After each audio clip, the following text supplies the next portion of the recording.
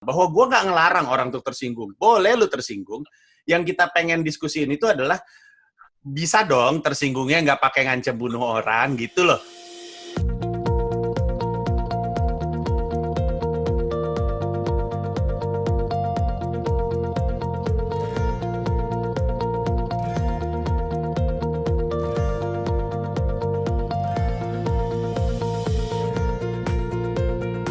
Hai Panji. Hai Kania. Hai. Dan hai juga Angeli di sini. Halo makanya.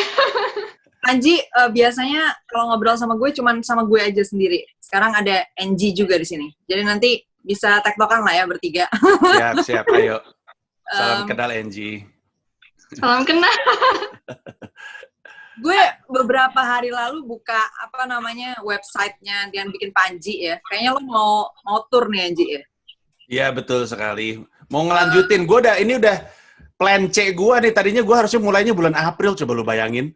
Tiba-tiba kena hajar corona, Oktober nih rencananya sekarang jalannya. Kakaknya kalau manggilnya Angie noleh dua-duanya tau. Oh iya ya, jadi manggilnya apa ya? Angeli ya? Iya nggak apa-apa tuh.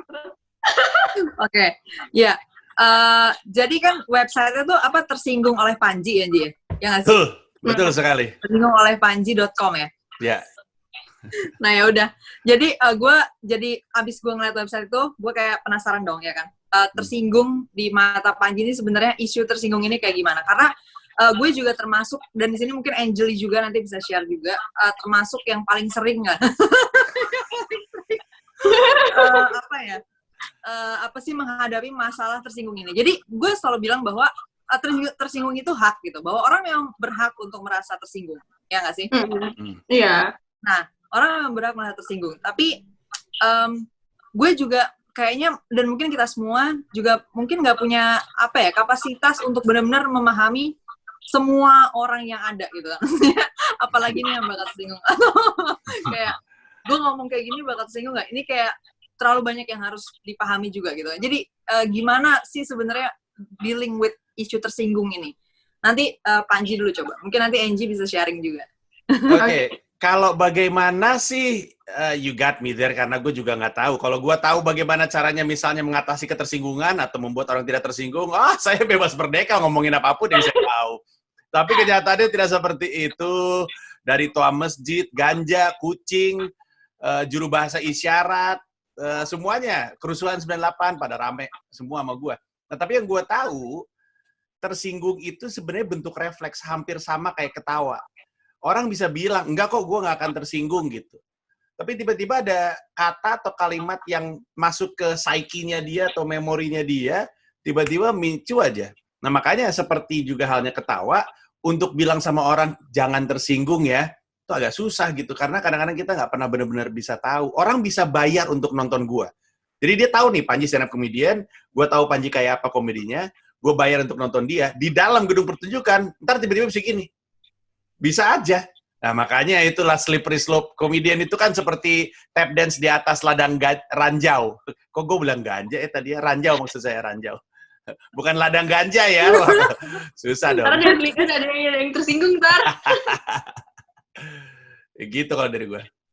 Ya, kalau dalam bahasa konseptualnya inilah ya, sistem 1 lah ya.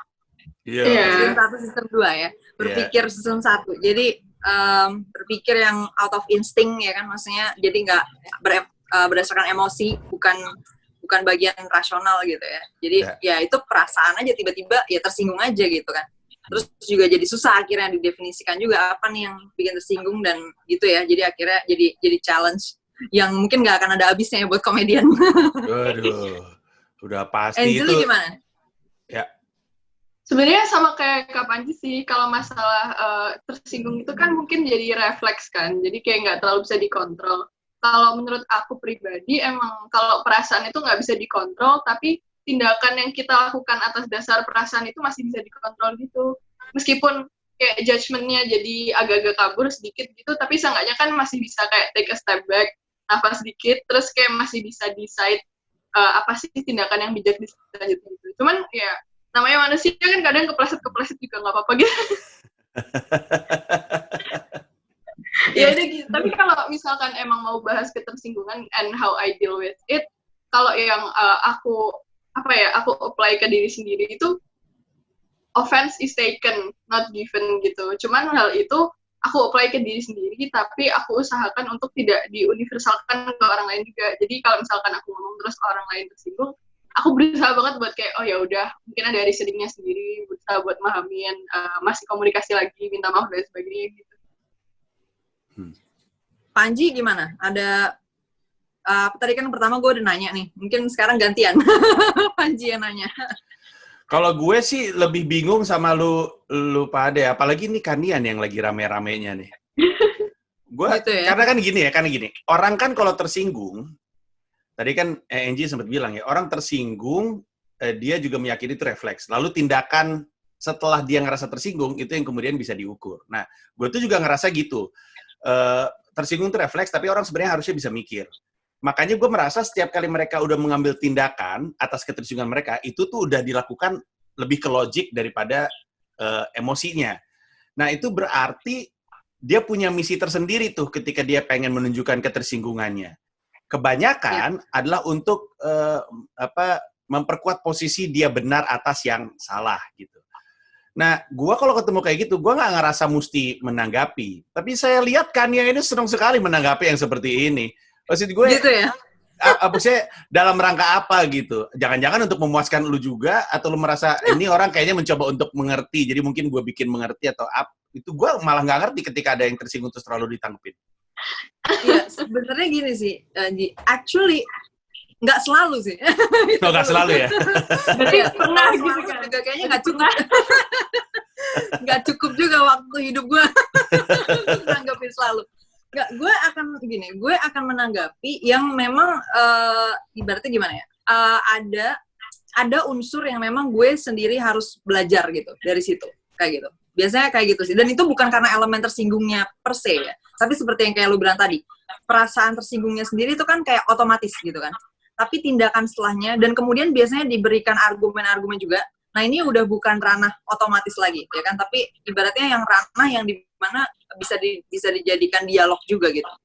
Nah, itu mungkin yang tadi lu bilang, apakah kayak gue pengen orang yang mengerti? At some point, iya. Ketika gue punya kesempatan untuk membuat dia mengerti, kenapa enggak? Kayak gitu. Dan terutama ketika persepsi yang sama yang dia punya ini di-share sama banyak orang gitu. Jadi banyak orang yang punya persepsi yang sama dengan dia, dan ya udah, why not kita mendiskusikan itu secara terbuka juga gitu. Jadi kayak orang-orang lain juga bisa join lah di dalam discussion itu, karena menurut gue juga memang kan tersinggung ini kan sebenarnya elemen sosial gitu ya. Dan kehidupan sosial, norma sosial, budaya itu kan dibentuk sama kita sendiri. Jadi menurut gue justru kesempatan untuk mendiskusikan itu adalah buat gue sendiri adalah kesempatan untuk membentuk culture itu sendiri gitu. Wow. Gue boleh nanya lanjutan nggak? Tapi boleh. Ya, gue penasaran juga nih. Tapi berarti kan ada ini ya, ada layer atas apa yang bisa dan nggak perlu dan nggak perlu kita tanggepin. Contohnya Angie terima DM yang mengancam dia mati. Yang kayak gitu nggak perlu dong untuk ditanggepin. Atau Angie, lu nanggepin nggak Angie yang kayak gitu-gitu Angie? Paling cuman aku post di timeline doang, terus aku kayak ya udah semoga tidur tenang ya gitu. Tapi kalau dibalas apa enggak sih sebenarnya, kayak ya udah ngapain gitu. Apalagi balas sama yang jahat-jahat juga kan sama aja kan. Kalau misalkan nggak suka digituin, jangan kayak gitu ke orang gitu. Iya, tapi yang gue pengen tahu adalah buat lu pada itu pada batas apa ini, atau indikator deh. Indikatornya apa sih? Yang ini kayaknya gue tanggepin, yang ini nggak gue tanggepin. Oh, kalau aku sih sebenarnya ngelihatnya dari orang itu mau diajak komunikasi apa enggak, atau mau membuat diskursus apa enggak. Soalnya ada orang yang emang sebegitu menggebu-gebunya dalam hal tersebut, bisa menyinggung orang lain juga. Jadi kayak daripada marah nggak bisa ngomong, nggak nyatu, ya udah kalau udah benar-benar marah itu nggak usah ditanggepin aja, yang udah nggak bisa diajak ngomong gitu, pusing ntar. Kalau Kania? Indikatornya mungkin ya pertama salah satunya apakah pertama gini sih sebenarnya, sebelum itu di-share banyak orang atau enggak, apakah ketersinggungan itu ya arahnya itu bisa nggak beroposisi dengan nilai-nilai yang pengen lagi gue perjuangin gitu ya. Jadi kayak kalau misalnya gue lagi memperjuangkan orang untuk oke dengan keberadaan orang yang berbeda misalnya. Nah, terus ini ada orang yang tersinggung dengan orang yang berbeda. Nah, ini gue nggak akan bisa menjustifikasi ketersinggungannya. Tapi bisa jadi gue merespon, but in a way kayak maksudnya mengcounter gitu ya. Jadi bukan gue menerima ketersinggungannya. Nah, kalau ketersinggungan yang gue terima kayak gimana? Ya gue juga merasa ada isu-isu sosial yang dampaknya udah cukup besar lah terhadap hidup orang gitu ya. Jadi ya although gue juga harus mengakui bahwa gue secara natural sangat ignorant dalam banyak hal. Jadi gue juga akan take that sebagai kayak itu kesalahan gue lah 100% gitu, karena emang gue jarang bener-bener, dan terutama karena gue sendiri sebagai orang ya, gue sendiri sebagai manusia itu gak pernah tersinggung itu masalahnya. Jadi kayak gue juga susah mau relate ke orang lain, itu gue juga bingung gitu. Sehingga ada kadang-kadang isu-isu yang ternyata setelah gue pelajarin lagi gitu kan, setelah gue dapet informasi yang lebih banyak dan seterusnya, gue jadi tahu bahwa oh itu sebesar itu impact-nya masalahnya terhadap hidup seseorang kayak gitu. Ya misalnya pemerkosaan 98 gitu. Kalau misalnya gue mau ignorant aja, mungkin kayak ya itu udah lewat lah, udah 20 tahun lalu kayak gitu segala macam kan. Tapi setelah gue mempelajari bagaimana itu berdampak terhadap hidup keluarganya, bla bla bla bla bla bla, gitu kan, orang-orang yang mengalami itu dan sebagainya, gue jadi sadar bahwa kayaknya bahkan dalam 100 tahun lagi, this is not something yang kayak we can joke about atau we can take lightly gitu loh. Kayak gitu sih sebenarnya. Jadi jujur aja kalau misalnya mau dibikin indikator terukur seperti yang biasa gue lakukan selama ini, itu nggak bisa sih menurut gue. Jadi kayak menurut gue ya gue mau berusaha untuk gak melakukan ignorance itu lagi. Maksudnya gue gak membuat suatu kesalahan akibat ignorance kayak gitu lagi. Tapi gue gak yakin itu gak terjadi lagi gitu. Karena setiap konteks itu selalu berbeda lagi kayak gitu. Jadi gue gak pernah bisa bikin satu indikator yang gue bisa pakai all the time gitu. So, setiap saat gue harus selalu ya kita cari informasi lagi yang sebanyak-banyaknya tadi tentang suatu isu kayak gitu sih sebenarnya. Boleh nanya nggak? Sebenarnya nggak penting sih. Jadi kayak sambungannya sama yang tadi sih. Terus kayak kan udah kayak rahasia umum gitu kan. People will believe what they want to believe gitu. Nah, apakah itu termasuk salah satu batasan dalam kakaknya menghadapi orang-orang yang tersinggung itu? Soalnya kan sama aja kan kayak misalkan kita berusaha buat ngomong sama orang, tapi orangnya nggak mau denger, dia udah kayak ya udah yang gue percayai itu yang bener gitu, gue berhak buat marah begini begitu, apapun opini lu, tanggapan lu, ya udah bodo amat. Itu gimana? Nah itu akan balik ke tujuan gue sih, nggak tau mungkin Panji juga gue lihat kayaknya sih kayak gini ya orangnya. Maksudnya ada hal-hal ketersinggungan ini gini Enji, jadi kayak Enji barusan by the way Angeli maksudnya gini Angeli, jadi kalau pertanyaan kamu ini kan balik ke yang elemen pertama tadi yang dimana ketersinggungan ini kan elemen sosial gitu kan. Jadi sebenarnya respon kita terhadap hal ini itu juga jangan dijadikan isu personal gitu. Respons ini belum tentu untuk si orangnya ini gitu. Misalnya siapalah yang menyampaikan ketersinggungannya ya. Tapi pada saat kita angkat itu ke suatu forum publik ya, entah itu sosial media atau kalau Panji misalnya dalam stand-up-nya gitu ya. Ketika isu itu diangkat, dia menjadi wadah untuk kita sama-sama membentuk culture gitu. Kayak gitu. Kalau gue membayangkan gitu. Jadi kadang-kadang respons itu bukan berarti kita bisa mengubah dianya gitu kan, atau mengubah perasaannya atau apa. Tapi pada saat kita angkat itu ke publik, orang-orang lain nih yang juga ikut menyimak, ikut mendengarkan, ikut melihat dan membangun perspektif mereka bersama kita. Nah, itu menurut gue itu kayak jadi cara untuk kita sama-sama yuk gitu loh, bangun culture baru deh. Kalau misalnya yang kemarin memang nggak pas gitu, misalnya udah nggak suitable lagi buat kita, let's change this gitu. Tapi itu nggak bisa sendirian karena budaya itu bersama-sama, dipakai bersama-sama gitu dalam konteks sosial kayak gitu. I agree. Gue juga sebenarnya sejujurnya melakukan itu kurang lebih di show yang sekarang ini. Karena kan topiknya banyak soal ketersinggungan. Nah jadi sebenarnya mumpung orang lagi pada tersinggung, mumpung orang lagi tersinggung untuk semua hal, mumpung orang tahu orang tersinggung sama gue pikir ini momen yang tepat untuk ngebahas. Karena gue tuh pengen menegaskan beberapa hal. Bahwa gue nggak ngelarang orang untuk tersinggung. Boleh lu tersinggung. Yang kita pengen diskusiin itu adalah bisa dong tersinggungnya nggak pakai ngancam bunuh orang gitu loh. Karena gue pengen tunjukin kenapa lu nggak boleh kayak gitu. Karena setiap kali lu kayak gitu, lu tuh kelihatan goblok gitu. Ada pembahasan di beat gue tentang ada orang tersinggung sama joke gue. Jadi ini joke udah lama, tapi dibikin meme sama orang guys. Terus disebarin di Twitter. Meme itu tentang beat gue dari tahun 2012 12. Joknya Sampai kayak udah gini. lupa. Oh. Iya. Joknya kayak gini. FPI jangan dibubarin biar orang tahu kalau nggak sekolah tuh kayak apa. Ya. Nah, itu Terkenal kalimat banget sih itu. itu kalimat itu sebenarnya agak keluar konteks. Utuhnya lebih mendalam lagi. Tapi itu kalimat nyebar kan. Nah, ketika nyebar, FPI nggak pernah tersinggung. Tapi ada yang tersinggung, yaitu orang yang nggak terima gua nyamain FPI dengan orang nggak sekolah. Nah, gue juga setuju sih, Ji. Gue juga di posisi itu, by the way. Oh iya ya? Iya. Nah, tapi kan ya. Gue juga tersinggungnya di situ, sorry, Ji. Iya. Nah, gue kasih tahu poin yang menarik. Orang pada nggak terima kan, Panji, lu nggak bisa lu nyamain FPI dengan orang nggak sekolah. Karena orang nggak sekolah tuh bisa aja nggak punya akses, nggak punya ekonominya, gitu-gitulah.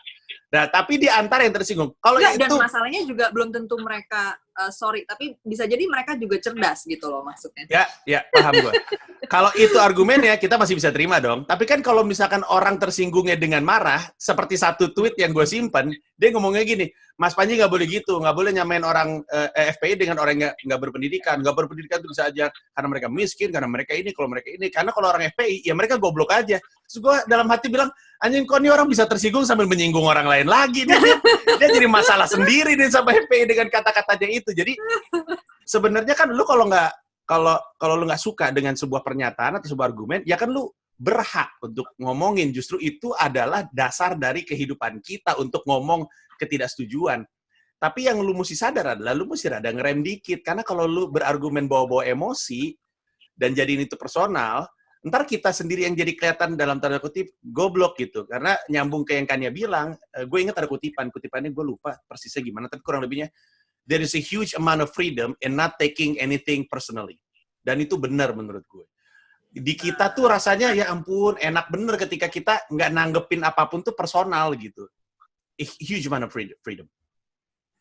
Tapi itu bisa jadi kayak pedang bermata dua gitu nggak sih? Atau pisau bermata dua, intinya kayak ketika we stop taking things personally, secara nggak langsung kita expect orang lain untuk seperti itu juga. In the end juga kita malah offend more people gitu, karena kita secara nggak langsung beranggapan kalau orang lain juga tidak take things personally kayak gitu. Nah, itu menurut gue itu emang konsep empati yang gue kritik kemarin tuh. Mungkin ada yang tersinggung juga tuh gue rasa tuh.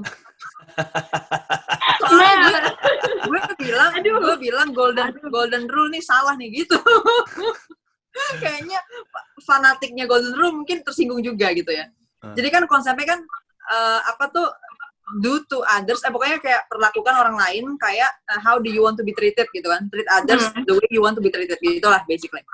Ya gue bilang itu salah gitu, karena empati itu konsepnya bukan mengerti orang lain lewat perspektif kita, mengerti orang lain dari perspektif dia gitu. Jadi it's a wrong concept dari empati gitu. Nah, masalahnya Angie tadi benar, jadi emang kalau menurut gue ya, untuk kita personally, ekspektasinya sebenarnya kalau bisa semua orang, tapi mulai dari kita, bahwa kita sendiri harus kayak chill gitu kan, maksudnya kayak ya kita harus dengan gampang lah santai gitu kan ya, bukan masalah take things personally ya, bisa take things personally tapi what things yang di take personally gitu kan. Kalau misalnya soal orang insult bla bla bla, gue rasa sometimes it's just a joke gitu kan, sometimes it's a criticism. Kalau gue selalu ngelihat suatu hinaan atau suatu insult itu gue lihat dari dua cara memang. Either itu untuk membaca diri kita, atau itu untuk membaca mereka, gitu. Jadi, kalau misalnya suatu insult itu ada kebenaran di dalamnya, maksudnya di mana, kayaknya gue memang harus evaluasi di sini, then insult itu menjadi data untuk membaca diri gue, dan menjadi refleksi gitu, bahan refleksi buat gue. Tapi kalau misalnya nggak bisa, berarti itu untuk membaca dianya. Yang cara gue melihatnya adalah, kalau misalnya persepsi ini mewakili banyak orang, berarti persepsi ini harus diedukasi nih gitu, kayak harus digali dan didiskusikan kayak gitulah. Jadi dua cara ini. Nah tapi kan meanwhile in the meantime kita nggak bisa mengharapkan semua orang udah pada posisi kita gitu kan, bahwa udah bisa kayak gitulah gitu. Nah artinya pada saat itu kita implement empati tadi, yaitu mengerti mereka dari perspektif mereka juga gitu, dan kemudian addressing itu sesuai dengan kebijaksanaan kita sih kalau itu ya. Jadi kayak gimana kita mau menanggapi ini, nah itu udah next step lah gitu. Nah, kalau masalah tadi yang membuat culture baru dan lain sebagainya, kan ada suatu prasyarat gitu kan, supaya suatu culture itu bisa dibentuk. Yang ini tadi katanya Kakak Nia mah harus ada jumlah orang tertentu yang ada di belakangnya sehingga culture tersebut bisa terbentuk.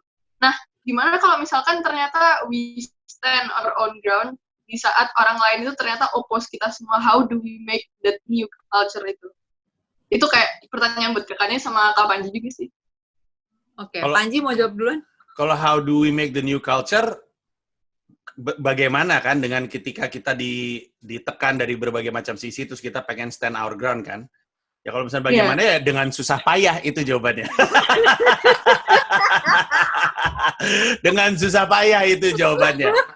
Cuman ini kan sangat bergantung. Sampai tetes darah terakhir ya. Iya, sebenarnya kan tergantung seberapa kan ini juga yang gue yakini supaya hidup gue nggak terlalu capek. Gue percaya bahwa ada yang layak gue pertarungkan, ada yang nggak layak gue pertarungkan gitu. Just fight the good fight. Ada yang boleh gue bikin ribet, ada yang enggak. Kalau ini adalah bagian dari sesuatu yang gue rela bertarung untuknya, ya gue akan bertahan di situ. Dan kan bukan hal yang aneh ya untuk berdiri beda sendiri dibandingin orang lain. Ada banyak orang dengan banyak perjuangan masing-masing yang sering kayak gitu. Tapi untuk berharap dunia berubah mengikuti apa yang kita inginkan ketika satu dunia itu tidak berkeyakinan sama, honestly, gue juga susah untuk menemukan jalannya selain dengan susah payah itu tadi. Ya.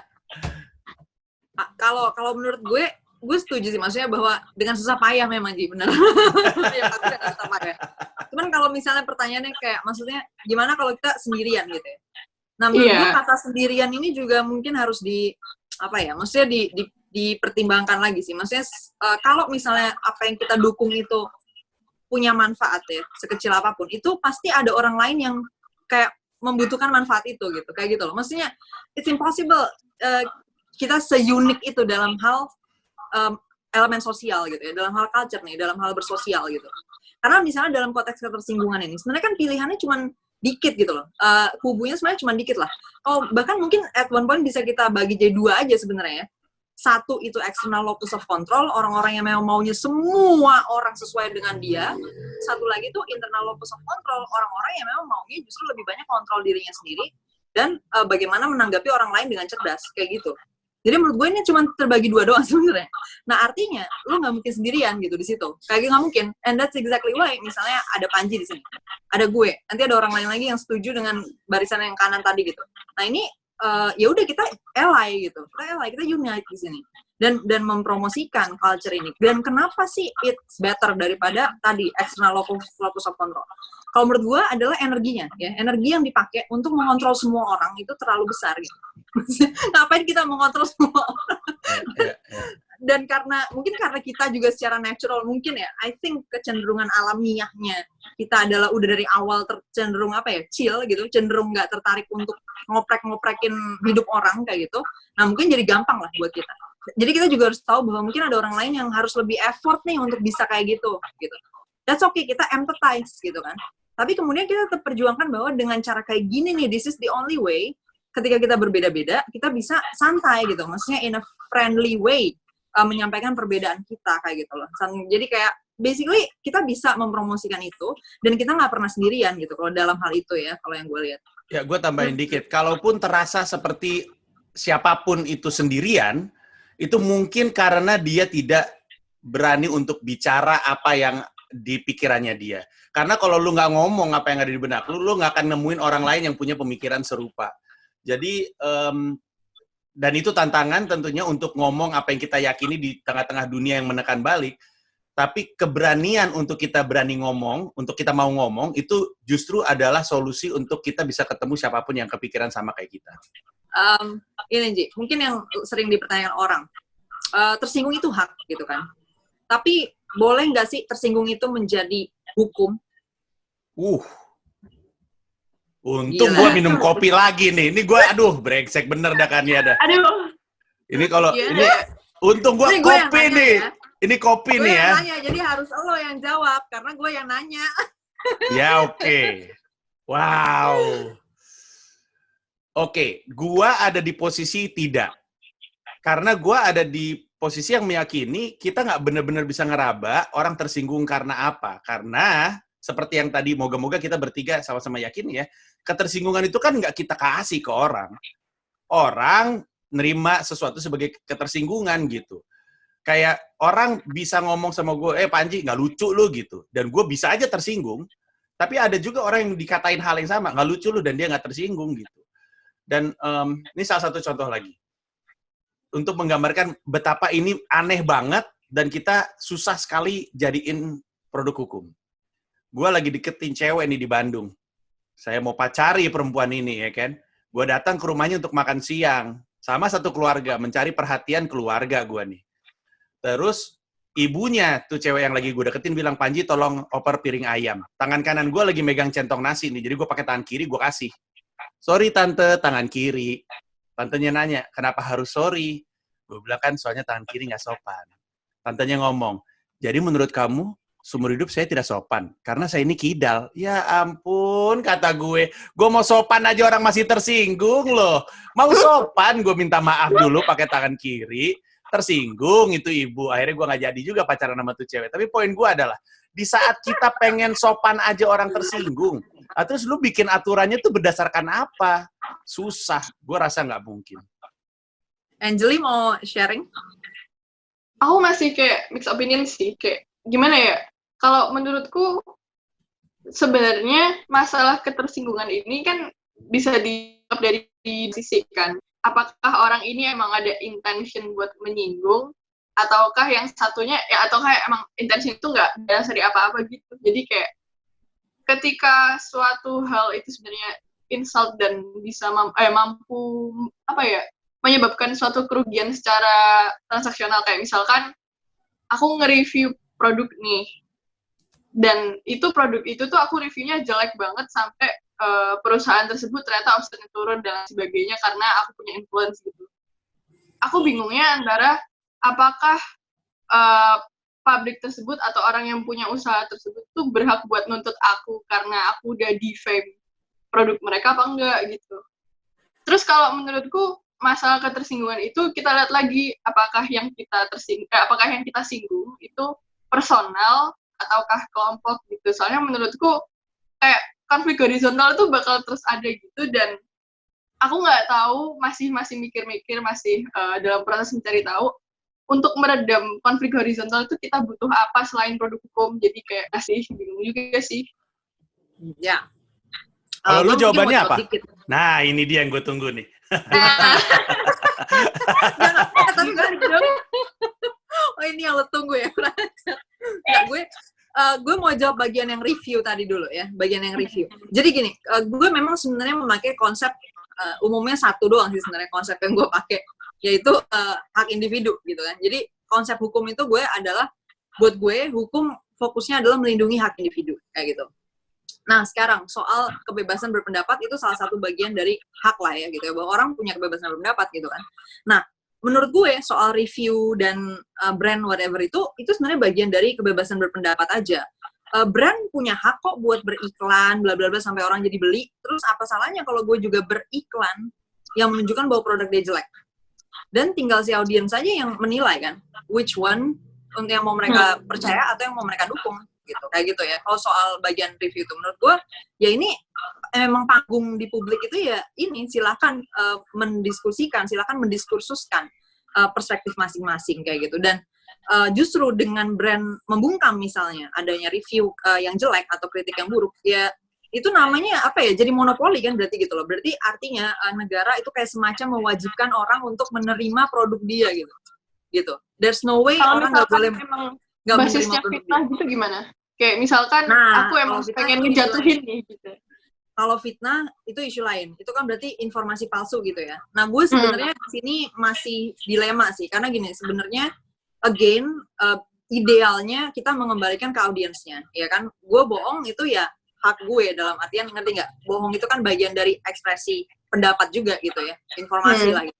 Nah, harusnya kembali kepada audiensnya kan, bagaimana mereka menilai informasi itu urusan mereka gitu.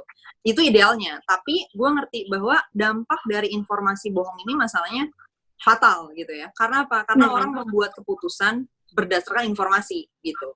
Jadi kalau gue sebenarnya di sini masih agak dilema. Sejauh ini proposal gue adalah gimana kalau misalnya setiap informasi bohong itu didenda orangnya, dan dendanya itu dipakai untuk kayak membangun suatu media atau cara lah pokoknya untuk kita menginformasikan yang benarnya gitu, mengklarifikasi, mengkonfirmasi yang fakta benarnya kayak gimana gitu kira-kira. Ada tuh dulu namanya Menteri Penerangan. Gue nggak bisa ikut ngomong, di depan udah ada tukang nasi goreng. Bawa hati tukang nasi gorengnya.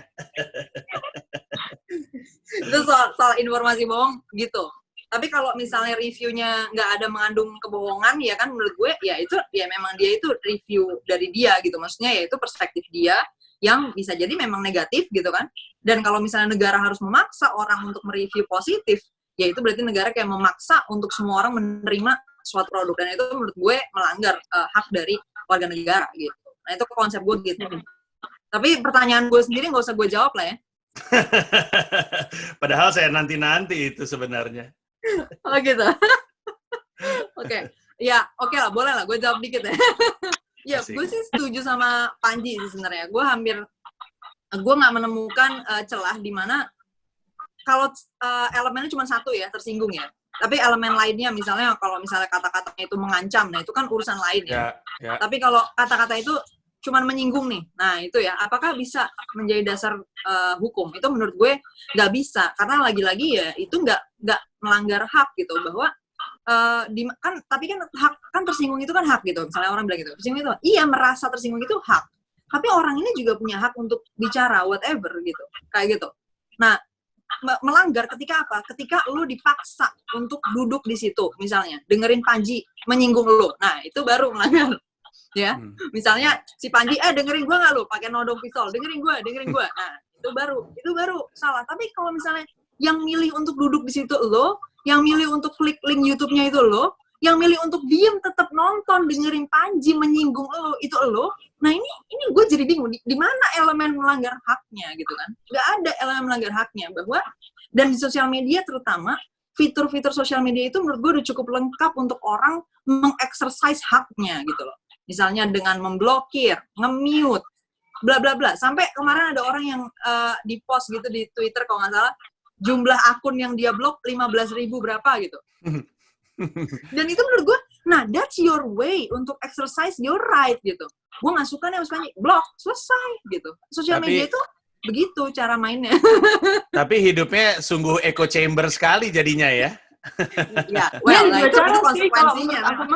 Jadi kayak exercise hak itu kan nggak cuma dengan kita menggunakan hak kita untuk tidak mendengarkan orang lain, tapi juga hak untuk berbicara atas mereka juga. Jadi kalau misalkan kita nggak suka, aduh nih orang apaan sih, tersinggung, daripada gue laporin, kenapa tidak kita share juga di sosial media, we tell people what's wrong with this YouTube content, kita bilang kritisnya ini dan sebagainya, kan itu juga termasuk exercising our rights.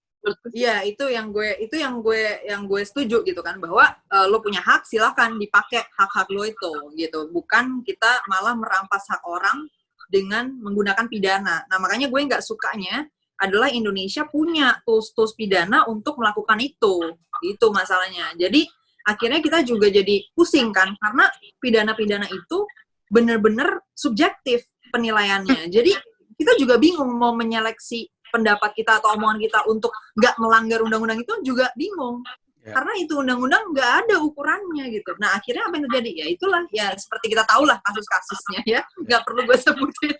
Sebenarnya hubungan gue sama Kania juga dimulai dari yang tadi Kania bilang. Gue waktu itu ngomongin soal apa ya? Apa sih video YouTube gue? Soal Ahok. Iya. Kenapa Ahok kalah ya kalau nggak salah videonya? Kenapa Ahok kalah? Iya, betul. Nah, terus Kania itu bikin semacam video untuk exercising her right untuk ngasih pendapat tentang opini gua. Yang bener kayak gitu, ketimbang ada orang, saya habis nonton video Anda nih yang kenapa Ahok kalah. Langsung. Saya punya pengacara di samping saya nih ya. Allah, sulit bener hidup gua, buset dah. Exactly. Dan dengan kita ngobrolin itu juga jadinya kan bisa kayak, mungkin bisa menyamakan atau ketemu di suatu titik lah gitu untuk membaca fenomena ini tuh kayak gimana baiknya kayak gitu. Dan ya memang again ya kayak tadi dibilang juga ya tools apa ya maksudnya ketersinggungan ini kan beda-beda gitu kan. Nah terus kalau misalnya pidana ini apa namanya ini dijadikan pidana gitu. Nah standarnya ini kan jadi nggak ada ya. Standar objektif itu jadi nggak ada nih pengukurannya. Akhirnya ujung-ujungnya jadi gede-gedean massa gitu. Nah, Jadi nanti kalau misalnya gue lawan sama Panji di pengadilan yang ada Panji bawa ormas dia, gue juga pinjam ormas orang lain. Gue nonton di TV gitu. Apa nih? Gitu kan. Jadi kan karena nggak ada alat pengukurannya nih gimana gitu. Nah ini emang ketersinggungan di situ problemnya untuk dijadikan hukum. Dan benefitnya juga ya mungkin technically nggak ada. Dan gue sendiri sebenarnya mendukung ada perubahan juga gitu. Perspektif hukumnya itu memang lebih ke arah what's next gitu. Gue tuh lebih suka kayak gitu daripada kayak orang ya udah ditangkap penjara. Itu juga menurut gue tuh kurang menjawab permasalahan gitu. Jadi kalau gue memang sebenarnya lebih mendorong hukum yang lebih sebutnya mungkin restoratif kali ya istilahnya ya. Jadi bagaimana kita move forward gitu. Ada kesalahan ini kita gimana nih mengatasinya. Jadi kalau misalnya ketersinggungan itu pidana, apa ini pidana? Itu semuanya adalah intinya cuma ngejeblosin orang ke dalam kandang. Ini doesn't solve anything. Justru kalau misalnya hal-hal yang terkait ketersinggungan gini yang lebih enak adalah kita mendialogkan itu justru kayak gitu. Makanya kalau negara mau ikutan misalnya nih, gue mau menyediakan panggung atau wadah atau gimana nih memfasilitasi tadi konflik horizontal ini. Ya menurut gue the way to go adalah yang kayak tadi dengan denda atau apa itu dipakai untuk membangun suatu fasilitas diskusinya itu sendiri gitu. Diskusikan. Bagus, berarti Kania tadi baru aja membersit sebuah usulan kepada pemerintah untuk mendirikan Kementerian Urusan Ketersinggungan, di mana menterinya kerjanya memfasilitasi dua pihak untuk dialog. Nah, berarti tengahnya tuh Najwa Shihab tuh. Kerjanya ketemuin orang, udah lu ngobrol deh tuh. Nah, mungkin Mbak Nana bisa jadi menterinya gitu kan, nanti orang-orang dikumpulin beda pihak gitu. Ya. Nah, sebenarnya gue lebih suka itu nggak dilakukan pada tingkat nasional gitu ya. Misalnya lakuin tingkat RT aja lah itu. Iya. Karena ribet bener ya urusannya ya, capek bener ya mesti kayak gituan. Tapi kalau misalkan yang tersinggung itu suatu kayak kelompok yang sebenarnya skalanya besar, bisa dalam skala nasional. Kayak misalkan kita menyindir atau kita secara tidak langsung atau langsung mungkin juga nggak apa-apa menyinggung salah satu pihak yang ternyata merupakan tokoh suatu kelompok gitu. Nah, kelompoknya ini persebarannya tuh luas banget secara nasional gitu. Kan nggak mungkin juga penyelesaiannya tingkat RT gitu kan. Orang-orang yang nggak terima tuh ternyata dari Sabang sampai Merauke, itu gimana gitu. Gimana, Panji? Pegang kepalanya kalau gue. Benar, maksud gue. Kalau ada ormas banyak banget, misalnya nih, misalnya, ya. Ormas apa nih? Ormas apa? Misalnya FPI, ya saya sebutnya karena kan kita gini sekarang. Main ngeklaim aja gue so tau. Enggak, misalnya FPI nih, terus udah gitu, gue ngomongin sesuatu terkait FPI tersinggung, FPI kan ada di Aceh sampai Papua gitu misalnya. Ya udah ketemunya sama Bapak Habib Rizik gitu. Saya sekalian terbang ke luar negeri untuk menemui beliau gitu. Tapi itu soalnya yang sering terjadi sama gue. Yang paling ribet emang kalau seperti yang pernah dialamin sama teman-teman kita juga, yang tersinggung itu lebih kepada umat muslim. Walaupun masih nggak jelas ya umat muslim yang mana, sehingga kita nggak jelas nih palanya mau yang mana. Sehingga strategically kita harus cari tokoh yang sekiranya didengarkan sama masyarakat tersebut nih gitu. It's a bit tricky, tapi kalau misalkan lu tanya sama gue sebagai orang yang lebih memilih untuk selalu berdialog dan sama sekali tidak merasa ada yang salah dengan minta maaf, karena bukan niat gue untuk menyinggung, niat gue untuk bikin orang ketawa, maka jalan itu yang kita ambil. Ya, jadi kalau lo ngeliat untuk permintaan maaf itu sendiri, tadi gue baru mau nanya soal minta maaf. Jadi menurut lo minta maaf itu lo just do it gitu ya? Atau gimana? Pokoknya prinsip gue gini, kalau lo tersinggung karena gue minta maaf nih, karena niat gue bikin orang ketawa, termasuk lo harusnya. Tapi kalau ternyata lo gak ketawa, ya gue minta maaf. Tapi gue minta maaf, gue nggak bisa minta maaf atas joke-nya, karena joke-nya nggak salah. Jadi itu dua hal yang berbeda. Joke-nya tuh nggak bisa salah karena orang lain pada ketawa. Orang lain yang mirip sama lu gitu. Pecinta kucing nih, ada pecinta kucing yang ketawa dan setuju sama joke gue. Tapi kalau lu sebagai pecinta kucing tersinggung, nah gue minta maaf specifically untuk lu. Jadi kalau misalnya orang mencermati pernyataan itu, poinnya apa? Poinnya gue ngebela kesenian gue, tapi sebagai orang yang peduli dengan perasaan lu, gue nggak apa-apa untuk minta maaf sama lu. Nah cuman banyak komedian tuh nggak bisa kayak gitu. Buat mereka tuh maaf adalah kalah. Dan menurut gue, bahkan menang dan kalah nggak ada di kepala gue. Di kepala gue tuh selesai urusannya. I don't care. Jadi bukan kompetisi gitu ya? Yeah, I don't care who wins. I really don't gitu. If you wanna feel like you won this, ambil lah. Gue cuma pengen ini selesai. Because I have life to live. Cuma saya kayak, apa ya, tiap orang itu kayak maunya beda-beda kan. Aku tuh sering banget nemuin kayak orang di, di sosial media, di live juga. Kalau kita minta maaf, kayak, oke, maaf, aku udah ngomong begini-begini. Ada kata tapi, itu langsung orang-orang kayak, kamu nggak genuine, buat apa kamu minta maaf begini-begitu. Tapi juga kalau misalkan kita nggak minta maaf, kita di-push sampai kita minta maaf. So it's like, bingung juga dia. Madis kan mau ngapain? Nah, Anjali, ini tips gue untuk siapapun yang ngerasa seperti Anjali ataupun yang lain.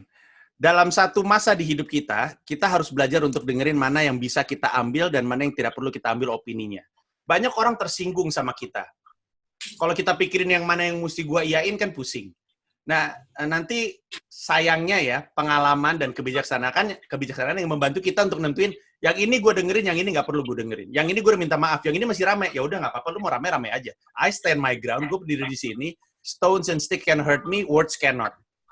Kan kita kan udah percaya bahwa kita nggak gampang tersinggung, karena tersinggung itu tidak diberikan dan diterima. Ya udah lu mau ngomong apa soal gue? Ya udah gue terima. Yang penting gue udah selesai urusannya. Karena sampai dengan detik ini, yang marah sama gue soal kucing ada, yang marah sama gue soal juru bahasa isyarat ada, soal toa masjid ada. Dan gue bilang, gue udah berhenti, udah ngomong sama yang perlu gue aja ngomong, yang lain buat gue hanya kebisingan aja. Ya udah nggak apa-apa, itu hak lu untuk bersuara, hak gue juga untuk nggak nanggepin. Iya. Mungkin gue juga kalau gue mungkin agak terbalik. Misalnya kalau Panji tadi ngelewatin pengalaman-pengalaman terus mulai menyaring gitu. Kalau gue udah menentukan dulu di depan saringannya gitu. Jadi justru gue karena gue punya stance yang clear banget gitu kan dalam maksudnya what kind of society yang gue mau ada di negara ini kayak gitu. Jadi ketersinggungan itu memang gue bukan ketersinggungan doang sih, pendapat ya pada umumnya itu ya selalu gue filter dengan cara itu. Pendapat yang akan gue approve adalah atau gue dengerin gitu yang gue jadikan acuan atau maksudnya gue respons sebagai suatu kayak gue setuju nih dengan ini gitu ya, gue belajar dari sini, itu adalah yang memang berkontribusi terhadap what kind of society yang mau gue lihat gitu di Indonesia kayak gitu. Nah jadi kalau misalnya nggak kayak gitu ya gue bahkan nggak minta maaf gitu, gue akan mendorong untuk terjadinya perubahan itu kayak gitu. But of course to certain point ketika orangnya udah di depan rumah gue dengan obor, ya sorry gitu ya langsung di atas materai gitu. Gue harusnya lu bawa daging kambing keluar, ada yang bawa api, lu bikin sate, manfaatkan. Kalau kata orang Amerika, when life give you lemon, you make lemonade. Oke, terakhir. Ya. Panji aja nih, kalau ini kita nggak usah jawab, Anjali. Kalau bikin ranking dong, bikin ranking 5 atau 10 lah. Dari mulai yang paling nggak tersinggung atau yang tersinggungannya paling kecil sampai yang paling gampang tersinggung lah di Republik ini gitu. Manusia sebut nama nih gue nih. Kan bentuknya kan kelompok. Kan biasanya diomong-ngomongin sama orang misalnya anggota DPR atau pemerintah atau ormas atau apa kan lu juga sering lah beberapa kali nyebut beberapa gitu. Sebelum pernyataan ini bikin rame, gue mau menegaskan sesuatu dulu nih kepada yang nonton, bahwa pengamatan gua, dan ini benar yang gue yakini, kebanyakan ketersinggungan itu datang dari kecintaan yang besar terhadap sesuatu. Jadi orang yang ngamuk sama gue tuh biasanya bukan karena benci gua, tapi justru karena cinta banget sama sesuatu. Jadi gue establish itu dulu. Ya, biar pada nggak marah nih sama gue nih. Nah. Kebanyakan jadi kalangan... yang tersinggung ini karena penuh cinta lah ya gitu ya? Ya, betul. Benar, terima kasih udah dilurusin ya. Nih, kan ya udah bantu nih. Nomor 1 tuh adalah komunitas pecinta sesuatu. Bisa ajak kucing. Kalau membela sesuatu masuk nggak? Nah, nanti dulu itu Anda tenang dulu Anda. Satu komunitas. Iya, pecinta. Bisa pecinta kucing, bisa pecinta K-pop, bisa pecinta Agnes. Banyak tuh. Nah, itu ada di nomor pertama. Ya, di nomor kedua menurut gua itu yang tadi Kania udah sebut. Kelompok pembela. Karena biasanya datangnya dari kelelahan dalam aktivitas mereka ngebela. Bayangin nih, lu lagi ngebela Black Lives Matter misalnya, ya kan? Tiba-tiba ada orang yang ngomong sesuatu yang lu nggak suka. Gue udah capek nih ngebela beginian, abis itu lu ngomong kayak gitu. Nah biasanya tuh keluar deh tuh. Dan ngebela bisa banyak ya. bisa sebuah movement, bisa sebuah ideologi. Termasuk Bisa Pancasila loh. Oh, Pancasila termasuk loh. Ada yang bisa tersinggung bisa sama sebuah artis gitu ya tadi ya, sebuah band. bisa juga. Itu kedua ya. Oke. Pencinta, pembela. Nah, Ketiga. yang ketiga, I'm thinking outside of my head right now, top of my head. Yang ketiga biasanya orang yang merasa dirinya sesuatu.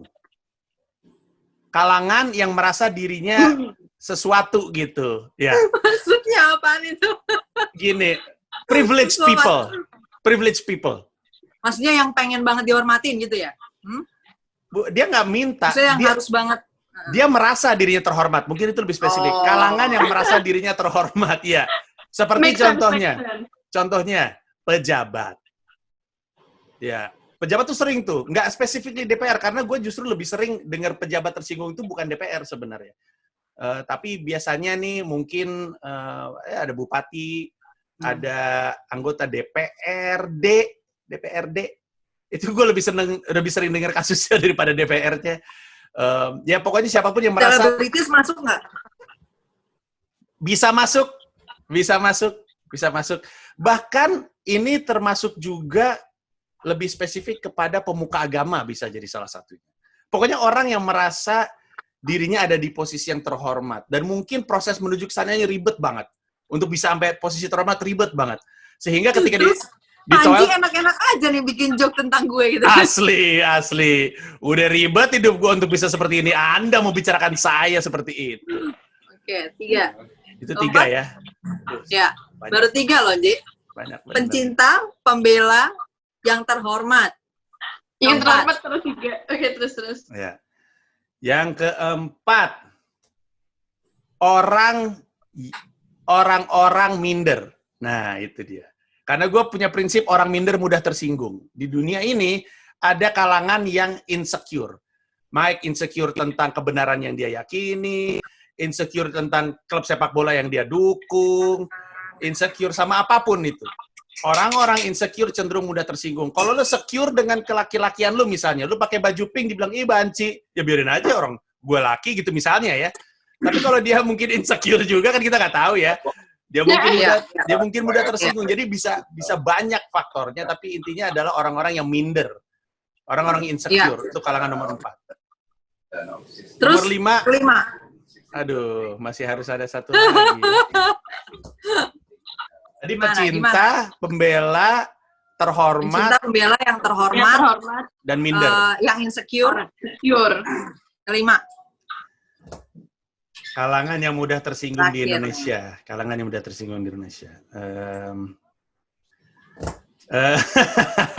Susah banget nih. Pecinta. Kalau fans sudah masuk pecinta soalnya. Fans tuh masuk pecinta di gua. Gimana? Ya udah, kalangan nggak ada kerjaan. Jadi dia nggak beneran tersinggung. Ya, dia nggak beneran tersinggung. Dia hanya ingin jadi bagian dari sesuatu, ingin ramai dan ingin bernilai dirinya. Nah, itu dia. Itu. Dan dia nggak ada kerjaan itu. Gitu ya? Nggak ada kelompok. Iya. Belum ada kayak grup yang dia belong gitu. Iya, betul sekali. Radikal bebas. Anjeli gimana tadi? Ada mau berpendapat dari Anjeli? Maaf tidak. Oh enggak. Maaf tidak. Menghindar dia. Tapi dari ininya Panji, setuju nggak Anjeli? Yang nomor 1 rankingnya Panji. Oh setuju. Nomor 1 doang setuju. Kalau diurutin dalam skala tuh biasanya orang yang paling tersinggung itu orang yang emang ngerasa kalau yang ya apa yang gue suka, semua orang itu meskipun lu nggak suka, lu harus toleran dong. Lu harus toleran, nggak boleh lu ngatain. Oh iya sih, itu penting banget by the way. Itu penting banget sih menurut gue untuk diadres ya. nggak toleran atau maksudnya menerima adanya perbedaan itu bukan berarti nggak boleh menyatakan pertidaksetujuan atau ketidaksukaan gitu loh.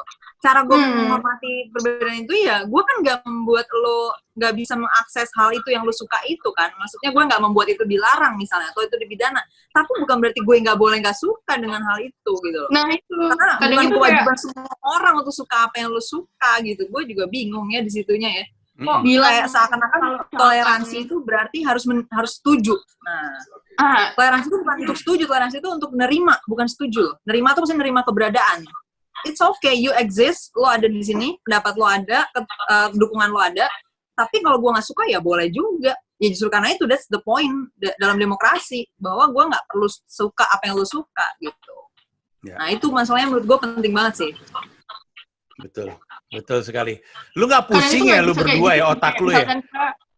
Kenapa? Iya sih, kayak misalkan ini ada yang bilang kalau misalkan menurut gue penyanyi X itu suaranya nggak terlalu bagus di lagu ini gitu. Terus kemudian pembela bukan pecintanya kolom reply gitu yang bilang emang lu bisa apa? Suara lu kan kayak kadal atau kayak gimana gitu, sama aja. Ya itu juga nggak apa-apa sih. Maksudnya itu juga hak dia untuk bilang suara gue kayak kadal. So that's fine. That's okay. Jadi kayak tersinggung gitu. Padahal bukan dia yang tersinggung gitu. Itu kayak kata Panji tadi nggak sih? Tersinggung sambil menyinggung lagi. Itu sering terjadi di dunia ini. Oke. Jadi itu tadi 5 peringkat ya. Ketersinggungan di masyarakat dari Panji Pragiwaksono. Gue nggak ikutan. Seru lagi nih kalau lu ikutan nih. Terus gimana nih, Ji? Dari gue sih, I think so far isunya kayak udah tersampaikan semua. Ya, ini malah menarik untuk gue. Ada beberapa dialog kita yang memperkuat argumen gue di show gue itu nanti. Ada yang jadi tambahan, jadi mungkin abis itu gue nulis. Nggak selesai-selesai nih, set gue nambah-nambah terus. Tapi gue rasa this is a very good conversation about being offended. Very good conversation. Keren. Thank you Panji udah ikutan. Thank you Angeli udah ikutan juga. Actually, Angeli supposedly jadi host juga, tapi ternyata akhirnya kita semua jadi narsum. Iya benar, semua narsum, semua panelis dan semua host. Iya. Good luck buat show-nya. Panji mau sharing lagi informasinya untuk tahu show-nya Panji nanti di mana informasinya? Mana? Show gue yang di Istora masih 20 Desember, tapi kami mulai buka penjualan tiket itu tanggal 20 Juni. Informasinya ada di tersinggung-oleh-panji.com, dan siapa tahu lu mengkhawatirkan soal gimana cara gue jalanin acara di tengah-tengah seperti ini. Gue kerja sama resmi sama BEM dari Fakultas Kesehatan Masyarakat UI. Jadi mereka punya expertise-nya, mereka bantu gue untuk nentuin jarak kursi berapa, harus seperti apa, antrian jaraknya gimana, supaya semua sama-sama enak. Nah, siap-siap aja buka informasinya, mau itu tur kota lain, termasuk yang Jakarta, tersinggung-oleh-panji.com. Thank you, guys. Thank you, Panji. Thank you, Angeli. Thank you semua sudah ikutan nonton. Jangan lupa like dan share video ini. Dan subscribe. Bye.